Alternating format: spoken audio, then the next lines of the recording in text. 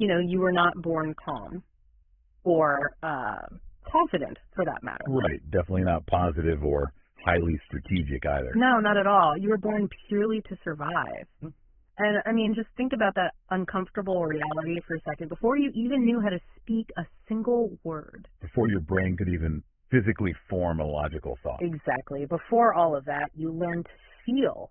Like a loud sound happened in the room and you felt fear. Or you experienced a bitter taste and you just reacted with this visceral disgust. Yeah, or a caregiver stepped out of your line of sight and you completely panicked. And those raw, immediate reactions, they were literally your very first set of tools for navigating the world, you know? Right. They weren't flaws. They weren't like character defects you needed to fix. They were vital survival mechanisms for a helpless infant because you had no other way to interact with your environment. Welcome to this deep dive. Today, our mission is to explore some really incredible excerpts from Sivakumar Bellan's thought-provoking piece, From Cradle to Command, The Art of Emotional Leadership. It's such a fascinating text. It really is. And we're using this text to uncover the totally surprising origins of your professional habits. So, okay, let's unpack this. Yeah, let's do it. Because the core premise of Bellan's work, it forces us to ask a pretty startling question. What exactly happens when the raw, unfiltered survival emotions of a 6-month-old baby are dragged into a 36-year-old's professional life? It's completely unmanaged. Unmanaged and, honestly, often entirely unrecognized. And the fallout from that is massive. I mean, Bellan establishes right away that the leader you are today, like right now in your current role, is fundamentally influenced by the infant you once were. Which is wild to think about. It is, because as we established, those early emotions kept you alive. Without them, you literally wouldn't be here. Right. But the thing that really stunts modern careers and damages entire organizations is that we carry these infant survival tools into the adult workplace. And then, you know, we dress them up in business casual attire. Oh, man, yeah. We mask these primal reflexes as, like, strategy. Or corporate policy, exactly. So to really grasp how these childhood instincts hijack us today, we need to look at the mechanics of how they show up in a corporate setting. The text actually divides these into inward shrinking emotions and outward exploding emotions. Which is a great way to categorize them. Yeah. So let's start by looking inward at the most primal protectors, right? Fear and distress. So consider the mechanics of fear first. For a toddler, fear was its ultimate literal protector. It kept you safe from physical danger. Like stopping you from crawling down a steep staircase. Exactly, or touching a hot stove. It triggered a massive physiological response. We're talking adrenaline, cortisol, and elevated heart rate, all designed to make you freeze or run away from a physical threat. But, I mean, in a modern office environment, there are no literal predators. Like, nobody's being chased by a tiger in the boardroom. Right. The external environment has evolved, but your internal neurological machinery really hasn't. Yeah, the brain's fear center, the amygdala, it doesn't easily distinguish between a physical threat to your life and a social threat to your ego. Because for early humans, relying on the tribe meant survival, right? Exactly. So social rejection felt like a literal death sentence to the brain. And because of that, fear shifts its focus. It moves from being a physical protector to this psychological limiter. So instead of warning you about a cliff, it pumps your body full of cortisol and whispers, what if this project fails? Or don't challenge the CEO's idea, you'll look foolish. It makes me think of a smoke detector, actually. Oh, how so? Well, your fear response is like this highly sensitive smoke detector that got installed when you were an infant, which, you know, was necessary when you were completely helpless. Sure, you needed it to be sensitive. Right. But now, as an adult, that same deafening alarm goes off just because there's a little burnt toast in the kitchen, like an awkward client email or a challenging presentation, instead of an actual house fire. That's a perfect analogy. Yeah. Because the physiological panic is identical, whether it's a burning building or a bad quarterly review. Let me push back on this, though, just a little bit. Yeah, go ahead. Because if a leader is looking at a financial projection that shows the company is about to run out of money in 3 months, that is not burnt toast. No, that's definitely a house fire. Right. So if fear is this evolutionary mechanism designed to stop us from ruin, how is a leader supposed to override it when the threat is actually real? Well, Bellan makes a crucial distinction here. A masterful leader doesn't just stop feeling the physical sensation of fear. How do I still feel it? Of course. But they've changed their cognitive relationship to it. You see, the amateur treats the physical sensation of fear as a stop sign. They freeze. They avoid making the hard decision, or they hide the data. They just shut down. Yeah. But the leader, the true leader, recognizes fear as a diagnostic signal. The data issue is a real problem, sure, but it has to be solved with logic. Not panic. Right. That physiological panic, the sweating, the urge to run, that's just the instant reflex. You acknowledge the signal, which is basically telling you that you're stepping into high-stakes, unfamiliar territory. And then you use your adult cognition to navigate it. So the fear is just information. Exactly. Yeah. Honestly, if you are feeling at least a little fear, you probably aren't pushing the boundaries of your own growth. Wow, reinterpreting that physical sensation from run away to pay attention, you're growing, that is a massive paradigm shift. It completely changes how you operate. And that internal inward shrinking, it doesn't stop at fear. The text moves directly into distress. Now, as a baby, crying ensured you were fed, changed, and cared for. It's a very loud demand for external intervention to solve an internal problem. Right. But in an adult professional setting, we generally don't drop to the floor and wail when a meeting goes poorly. At least I hope not. Let's hope not. But instead of crying, that instant distress morphs into a silent, dangerous, and constant need for validation. Oh, interesting. Yeah, it becomes this internal monologue constantly seeking reassurance, like, did I sound smart in that meeting? Yeah? Or do they appreciate my late hours? Or am I good enough for this promotion? Exactly. Wait, I have to challenge that mapping. Okay. Are you saying that wanting your team to like and appreciate you is just an infant's cry for attention? I mean, isn't building rapport and having a team that genuinely likes working for you kind of a cornerstone of modern empathetic leadership? That's a fair question. But building professional rapport and relying on your team for emotional validation are two entirely different mechanisms. How so? Well, rapport is built on mutual respect, shared goals, psychological safety. It's reciprocal. It goes both ways. But the need for validation, that is entirely selfish. It's an internal void you are forcing your team to fill. In fact, the text issues a very stark warning about this. When you need approval, you lose authority. If you become compromised. Precisely. If your primary unacknowledged goal is to soothe your own internal distress by making sure everyone likes you, you will inevitably withhold critical feedback from an underperforming employee. Oh, because it might cause interpersonal tension? Exactly. You'll let mediocrity slide. You essentially become a hostage to the opinions of the people you are supposed to be guiding. That is dangerous. It is. So Bellan demands a very specific shift here. You have to move away from that distress-driven question of, do they like me? And replace it entirely with the leadership-driven question, am I adding value? Am I adding value? That requires stepping entirely outside of your own ego. Completely. So, okay, fear and distress make us shrink inward, right? They alter our internal state to avoid risk or seek comfort. But what happens when that internal pressure cooker blows its lid? Yeah, that's where it gets messy. Let's pivot to how these survival instincts are forced outward onto our teams, moving from internal stagnation to active collateral damage. What's fascinating here is how these outward-facing emotions are chronically misinterpreted as signs of power in corporate settings. Oh, I've definitely seen that. Let's examine anger, for example. For a toddler, anger simply communicates a boundary violation. It bluntly states, something is not right here. It's just a raw expression of a need not being met. But in an adult leader, that unmanaged anger mutates, doesn't it? It becomes impatience or this rigid, obsessive need for control or just outright aggression. Yeah, it's the leader who constantly interrupts, or worse, raises their voice. Actually, the text pulls a brilliant, stark quote that we have to highlight here. Leaders who raise their voice lower their respect. It is an unavoidable law of behavioral psychology. When you raise your voice in a professional setting, you might think you are displaying dominance. But you're really not. No, you are actually telegraphing a total loss of emotional regulation, because anger is almost always a secondary emotion. Meaning there's something underneath it. Exactly. The infant feels helpless, so it screams. The executive feels out of the loop on a critical project, feels vulnerable, and so they yell at the project manager. It's an illusion of control designed to mask their own internal fear. Spot on. I look at unmanaged anger like a high-pressure fire hose.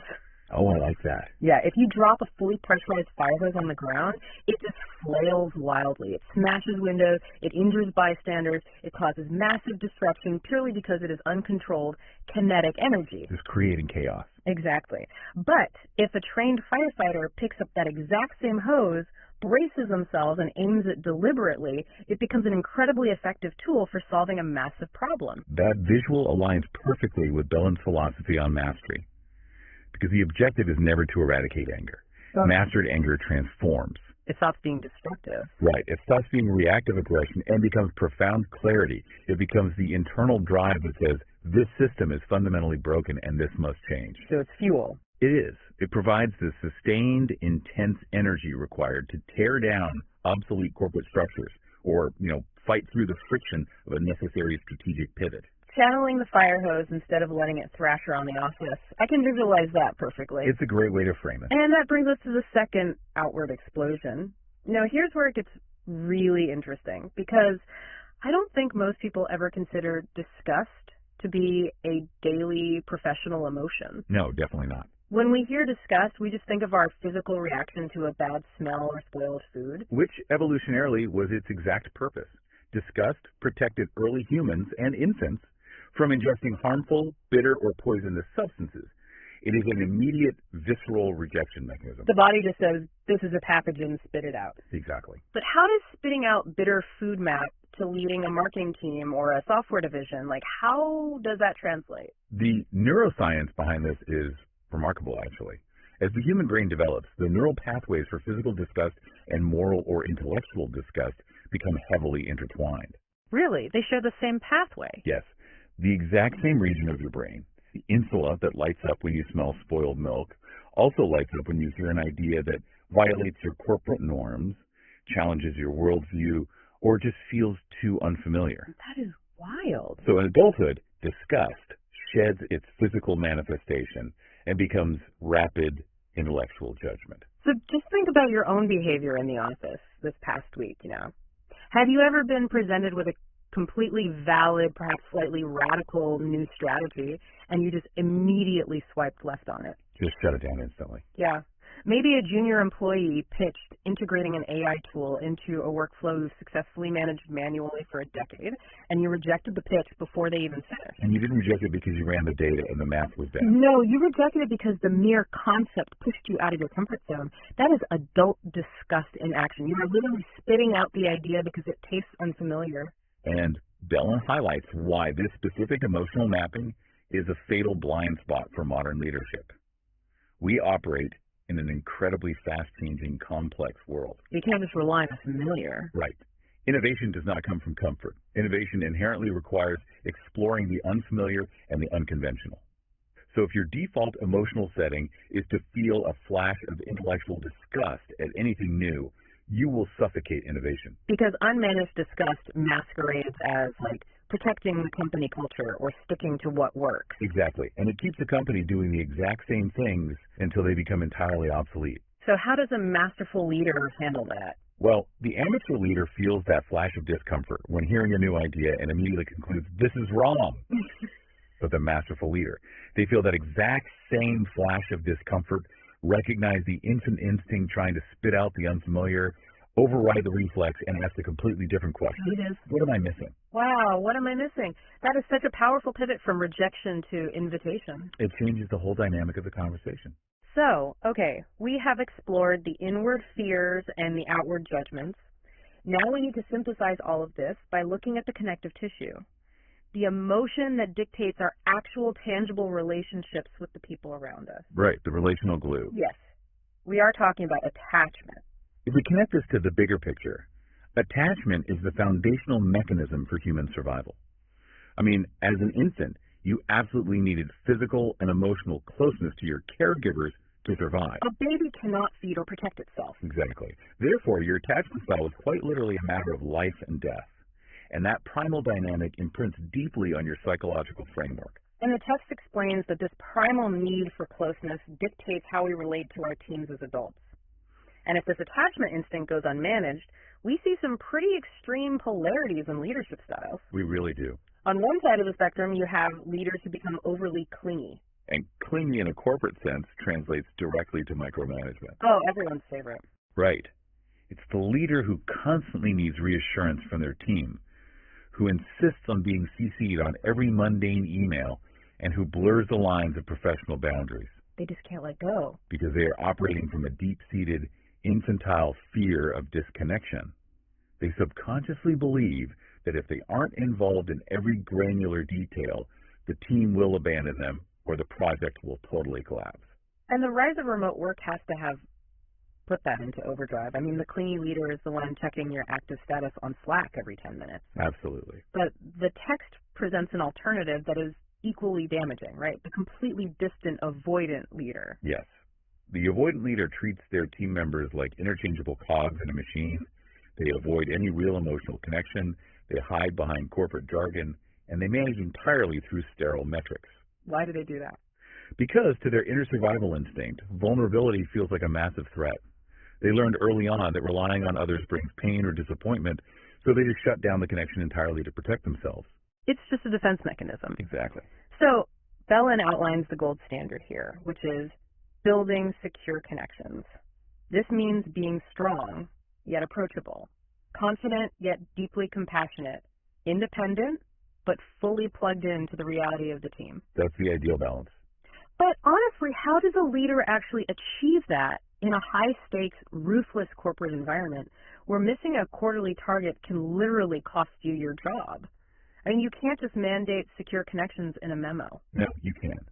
Trust is the ultimate output of a secure attachment style, and you are right, it cannot be mandated. It has to be cultivated through consistency. So daily actions. Yes.